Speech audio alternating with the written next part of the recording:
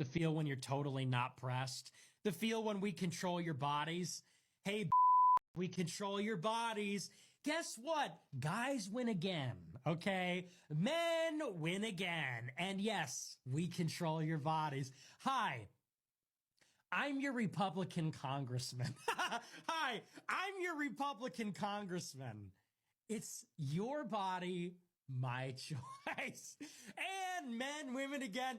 Men win again. There will never, ever be a female president. Never. There will never be a female president, ever. It's over. Glass ceiling. Dude, it's a ceiling made of bricks. You will never break it.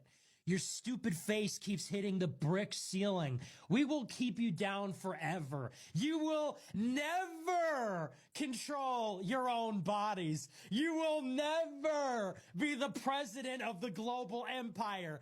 Never gonna happen, sweetie. Your body, our choice. I'm all the way down here in Nigeria, literally scared to my bone marrow because what the actual hell is going on? How did this happen?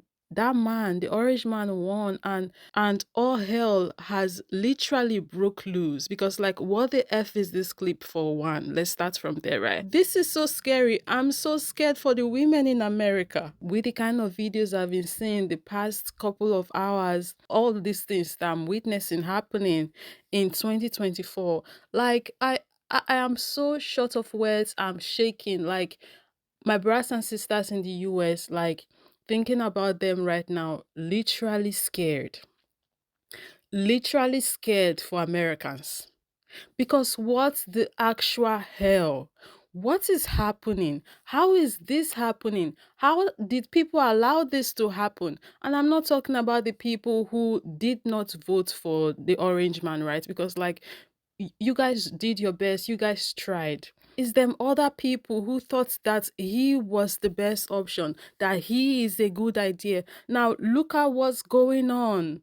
Especially the women who voted for him. I'm just going to come out and say, I'm not shocked white women voted for him. It's crazy to me that they did, but I'm not shocked. History has shown us how they operate, so I did not expect them to act any different than we are seeing that they acted in this chat right now.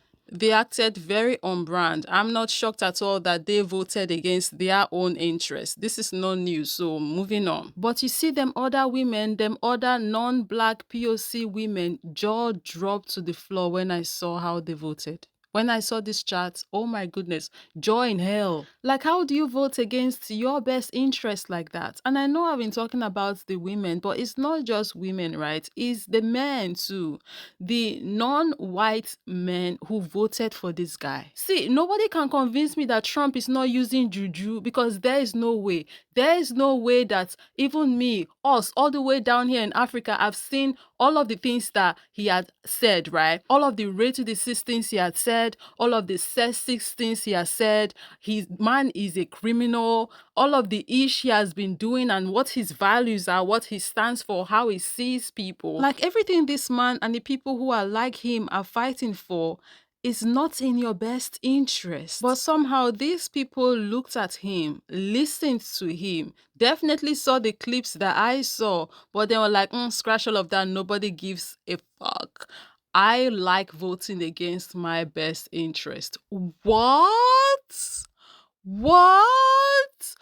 This is why nobody can convince me that this man is not using jazz, because there is no way these people did what they did with clear eye. It's not possible.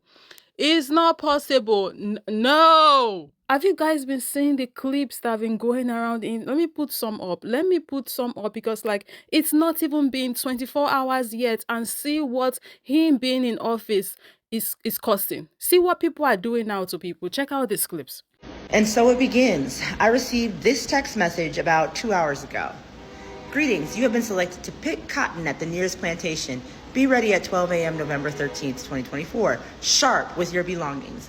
Our exclusive slaves will come get you in a brown van. Be prepared to be searched upon arrival to plantation. No personal belongings allowed. This is a fresh start. You are Plantation Group C. Now, initially, when I looked at this, I was really shook a little bit because I do social justice movement organizing, political organizing, where I critique oppressive systems and white supremacy and all of that. So I was like, is this Was this intentional? But then I heard from two friends in different states that their children, teenagers, also received this crazy ass message. But we got it today, the day after Election Day. The boldness is real. Like, it's not even been 24 hours yet since Trump was declared the winner of the 2024 presidential elections. But the fact that he did win has now given all the way to the cis people a safe space and the opportunity to be able to, with their full chest, be openly racist and show to us, for the people who don't know it yet, that this is what they really want. This is what they are talking about when they say, oh, they want to make America great again. This is why I be telling people, especially the, black people and the other non-black, non-white POCs who are, part of MAGA. I'm like, when they are talking about these things that they want and how they want to make America great again, what do you think they are talking about? What greatness are they trying to go back to? Anyways, back to the post. Somebody commented asking her to share the phone number that sent her the text message, and she did, and this is it on the screen. And she made some follow-up videos to the situation, and I want to share that as well before sharing the other videos of what I have so far that have been suggested to me on my FYP of the nastiness that then people are doing on the streets. Good morning. So after getting that text message yesterday, I did reach out to the FBI. I sent a tip to the tip line, and I also reached out to a local county commissioner who talked about filing a police report, but I actually don't think it's going to be helpful to file a local police report because it seems like it's widespread. So I think the FBI tip line was great. But I also am in community with my state attorney, and he is on this case to figure out what he can do to see what's going on. I also live in Florida, and I got my girls Smith and Wesson, and I know how to use them, if you know what I'm saying. So I'm fine. I'm okay. I will be okay. I'm more concerned about all of the young people that are getting this. I've heard that young people, college students on college campuses across the country have received this. The two young people I know are both 15-year-olds. One's in Massachusetts, the other's in Georgia. Teenagers are getting this text message. This is being shared to young people, and I'm concerned about how they are internalizing this and processing this and still having to go to school the next day. Because I will say, like, it's wild to receive something like that. It's absurd, and I'm prepared to absorb these kinds of hits because of the work that I do. I run a political C4 called Future Coalition, right? And I do political PAC work. I'm not scared. I grew up going to NAACP meetings, okay? I am a student of Kwame Ture, of MLK, of Angela Davis, of Bayard Rustin. I'm not scared. But it is disturbing to know that this is what's going on. Janelle girl, Donald Trump won not only the Electoral College, but the popular vote by millions. I actually think the majority of Americans just might feel this way. This post says, trending in Askanaba High School today, boys walking around telling the girls, your body, my choice, over and over. The effects of electing a rapist are immediate, and all I can do is cry. I went into the comment section, and this is what is happening in the comments. My daughter came home reporting the same at her school. My 13-year-old son hugged me and asked if we needed to move out of the country. My very old, very right-winged professor out of nowhere walked over to me and caressed my shoulder while explaining to the class what we were going to do for the day. It's already starting. My middle school daughter was hearing the same thing in Oregon. It's not even been 24 hours, guys, and it's already happening. This is scary. This is heartbreaking. See, this shit is not real. And they talking about some y'all need to go to hell. Like, bitch, are you crazy? It reads types of property, women, slaves, animals, cars, land, etc. Yo, what year are we in? How did we get back here? I mean, I know how, but like, still, how? See, oh my goodness. Oh my goodness. I can't.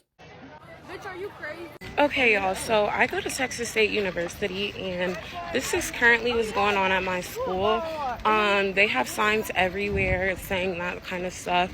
Recently, like last week, they said they had signs all over San Marcos saying, okay, I don't know why it stopped, but it said, if you voted for Kamala, we will find you. Basically, KKK organization stuff.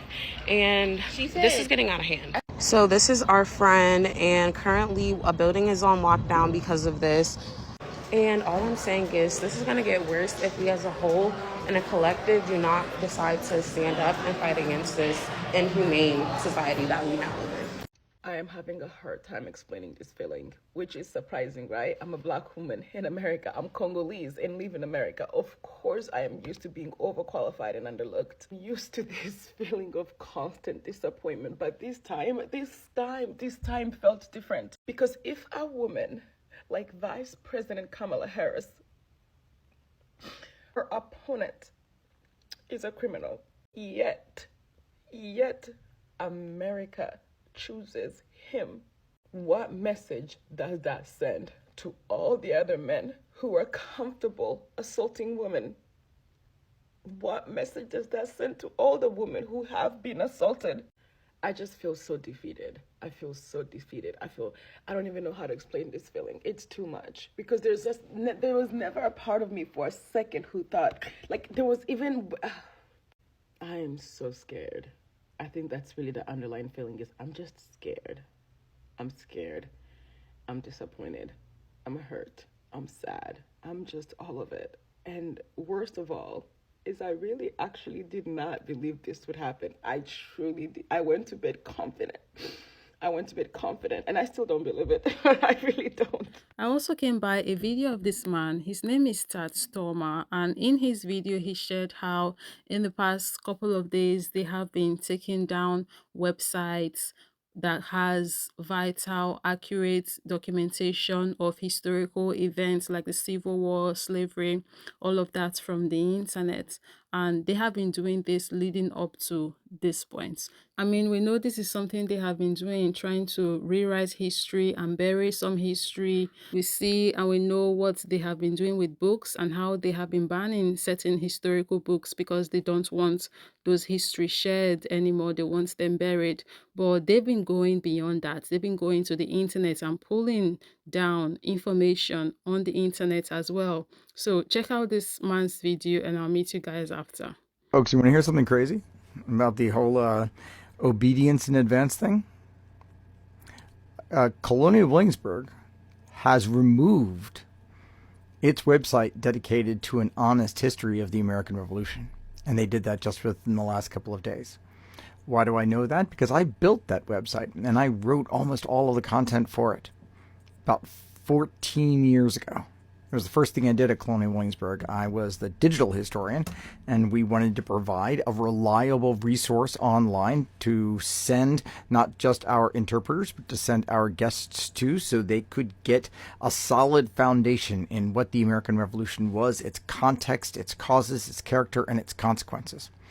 It was funded by a major grant for the National Endowment for the Humanities, and it was contributed by many major historians of the American Revolution in a number of different ways, from a number of different perspectives. And it stood the test of time and critique. But in the last week, it has been not just changed, it has been removed. So if you go to ouramericanrevolution.org, you will now just be directed to random links on the Colonial Williamsburg Library page, not to the broad website that we created, and that I oversaw and wrote most of the content for, about an honest take on the American Revolution. And it wasn't just me; it was contributions from more than a dozen of the major historians of the American Revolution from a number of different perspectives, from Black history and slavery to Indigenous Americans to military history to diplomacy, as well as biographies of all of the major figures. And the broader historical background of slavery and its relationship, slavery and indigenous people and indigenous relations and their relationship to the coming of the American Revolution. What's there now? Nothing. We'll talk about obedience in advance. ripping apart a major resource for an honest understanding of the American Revolution, I'd say that counts. Be careful who you trust. But the benefit is, I kept all that stuff. So it's all mine again. So I think that maybe another website's coming up. I went into the comments to see what people are saying there, and this person said the National Archives removed a lot of materials too. And Mr. Tad responded back to the person saying, I saw that all kinds of links and guides to resources gone. The fact that it's 2024 and we are all witnessing this retrogression is insane. Like, I can't believe it. I just can't believe it. Like, how is this even happening? Again, like I said, I know how it's happening, but still, like, I can't believe this is happening. And I'm not even ashamed to admit that I'm scared. I'm scared for my brothers and sisters in the US. I'm scared for the world at large, because if what is happening now can be happening, if care is not taken, what more do they have planned for us? Like, and I feel like we're just sitting ducks here because, like, whew, I don't know. And I also cannot help but feel powerless in all of this. And if I'm feeling this way, so far away from the situation, I mean, I can say I'm so far away from it, but am I really that far away from it though? Because, like, we know what they are doing down here. But conversation for another day. The point is, if I feel this way, imagine how the American people feel. Imagine how the American people who did not want any of this, who did not vote for this, how they feel. Imagine how scared they must feel.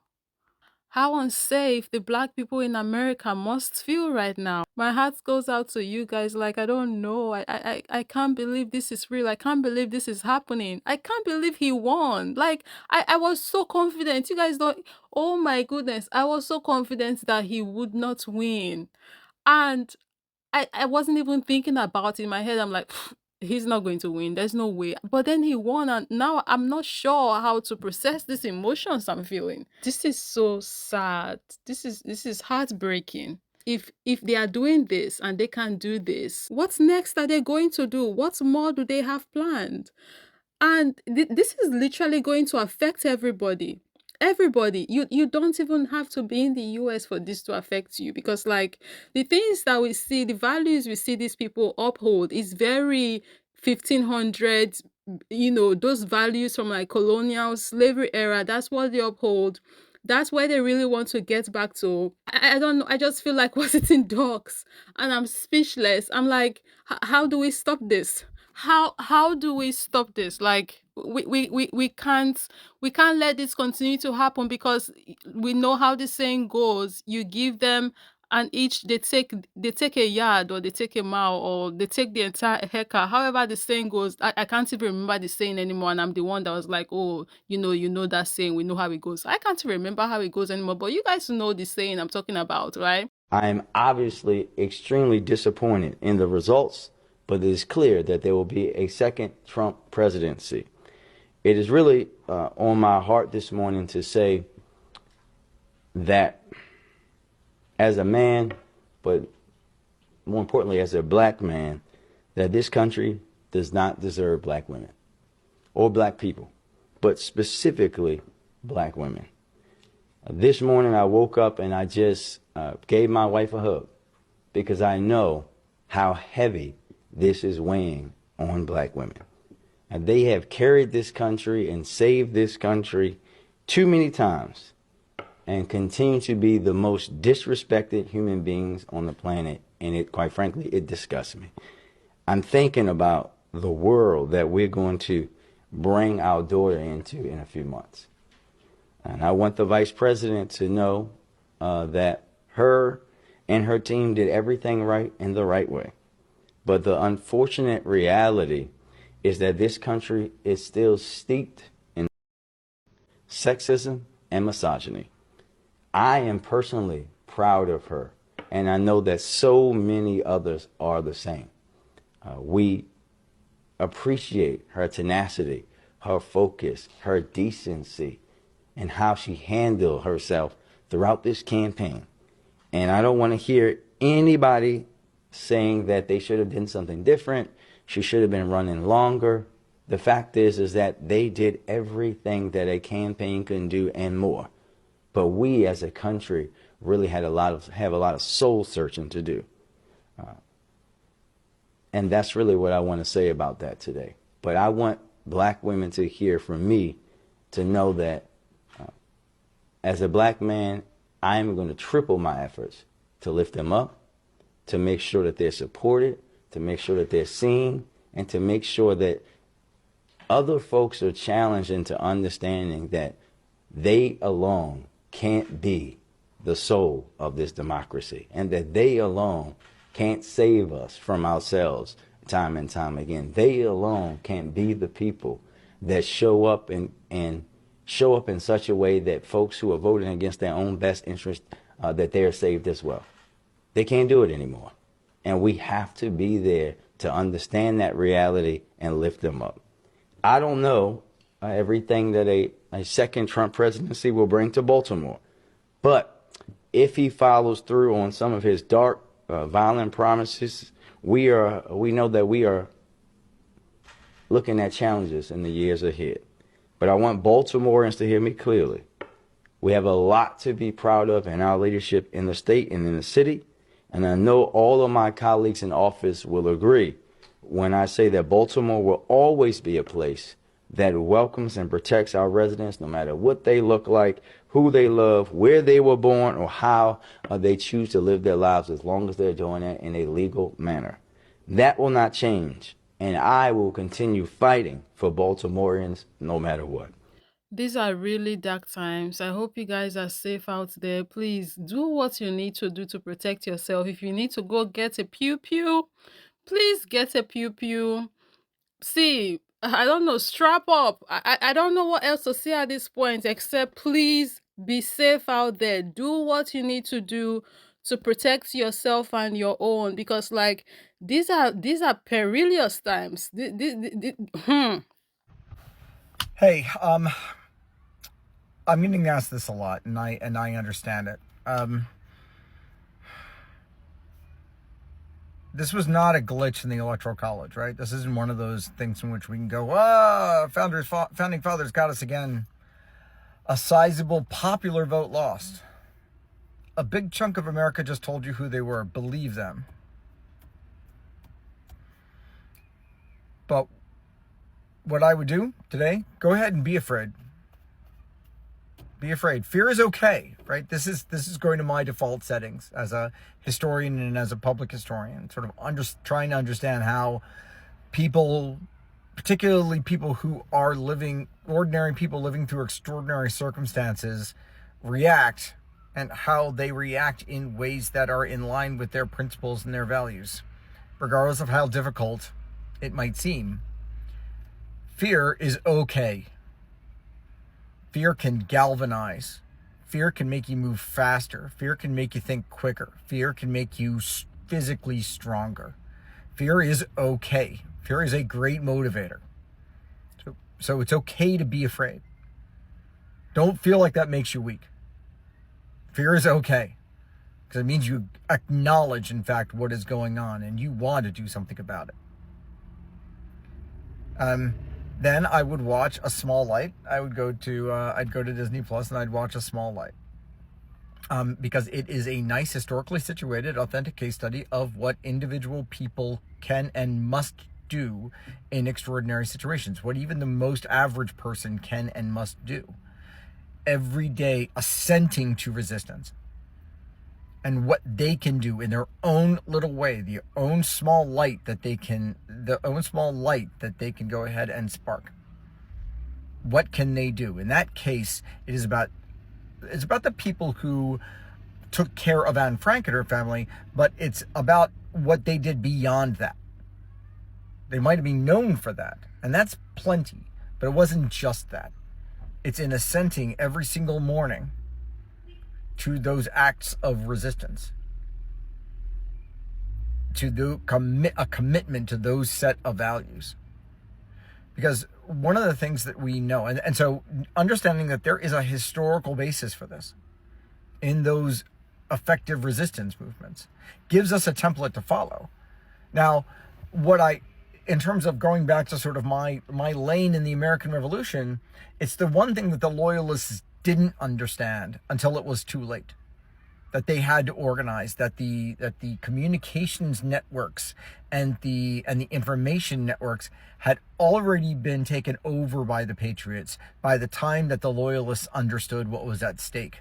By the time that the main hurdles had already been bowled over by the Patriots, the Loyalists didn't get a chance to organize. They didn't get a chance to form their networks until after the Patriots had formed their committees of correspondence and sort of gained control over the newspapers, and therefore gained control of the narrative and who got to be American and who didn't.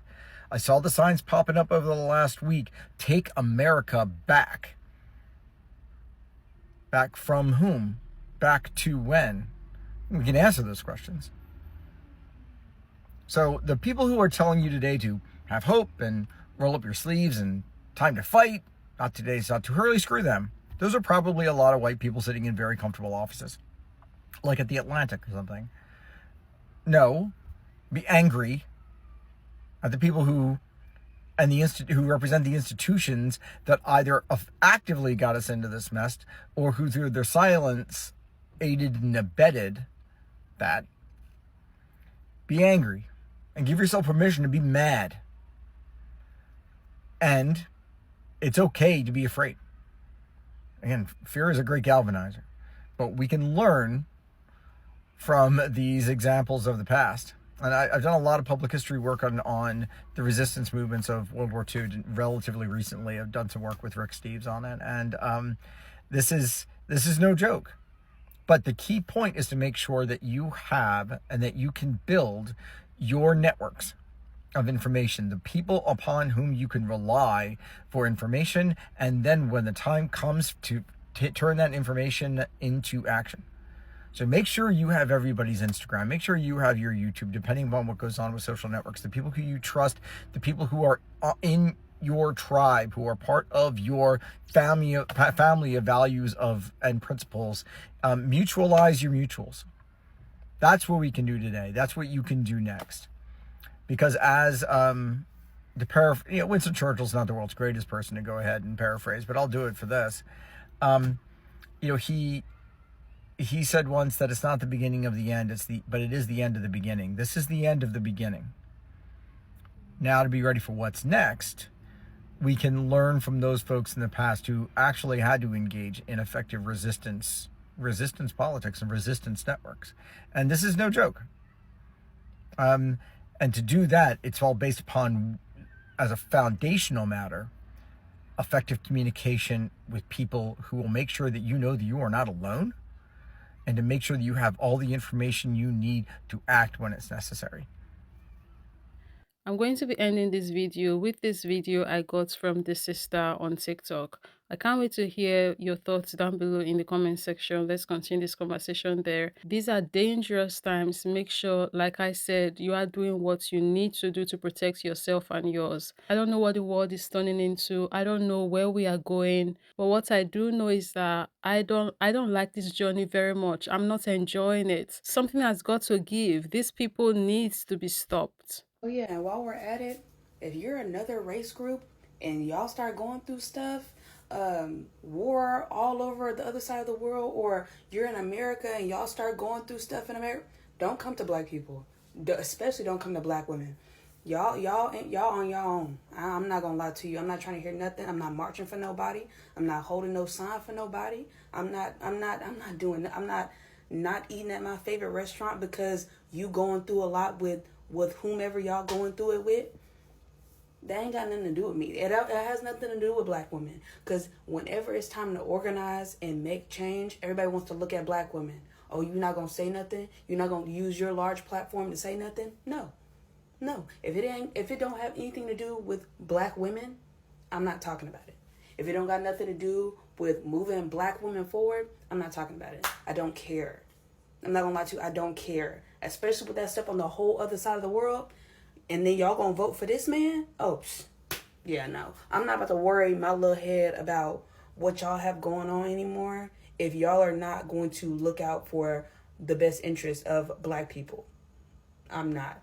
I'm going to do my thing. I'm going to wake up. I'm going to do my daily routine. If I look on the internet and it ain't got nothing to do with black women, it don't concern me.